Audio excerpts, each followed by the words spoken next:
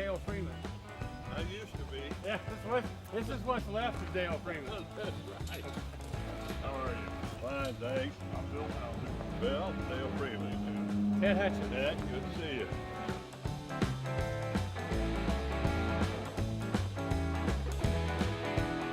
To the city editor.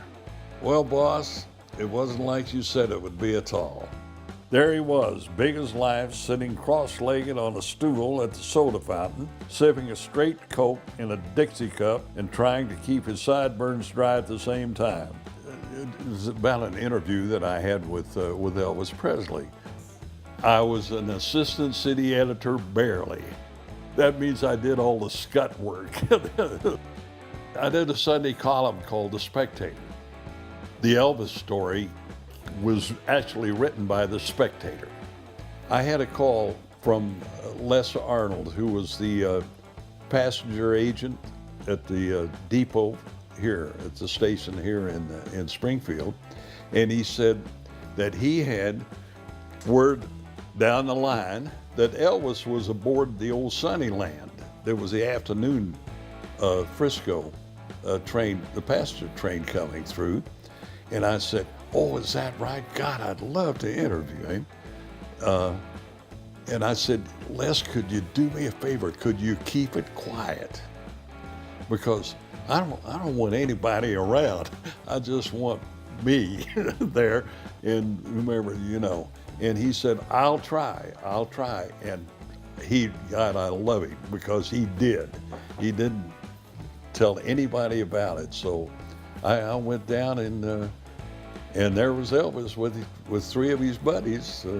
Man, it was Elvis Presley, all right, but he wasn't bothering nobody, and nobody was bothering him.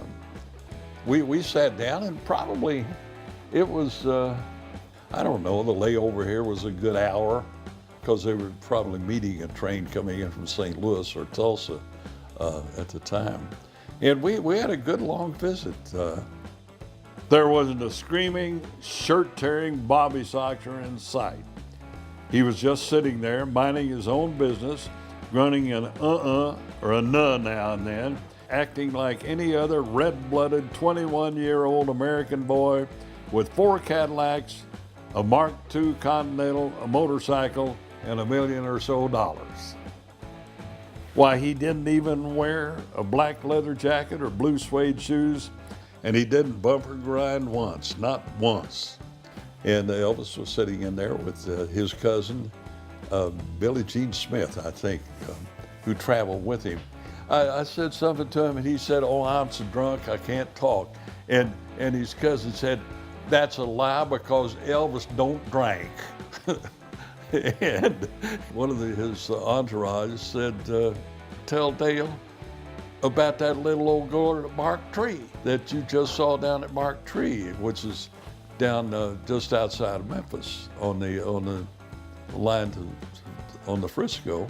And he said, "Oh man," he showed me this thing where she had given him the biggest kiss in the world, and he still allegedly had a mark on him, you know. So, and then I did the story about him. He delightful guy, he really was.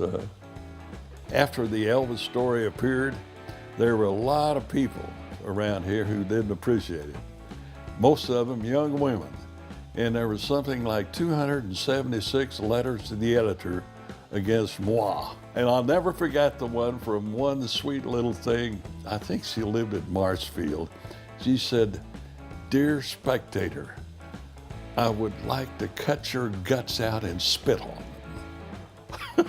Sincerely yours." He had been here for all of 15 minutes and not a teenager knew about it. Even most of the folks on the train weren't aware of his presence. He didn't cause a riot, contribute to anybody's delinquency, or say a harsh word. Traveling on the Sunnyland, smoking a cigar, reading a magazine, joking with his friends. This is the way it happened, boss, or my name ain't the Spectator.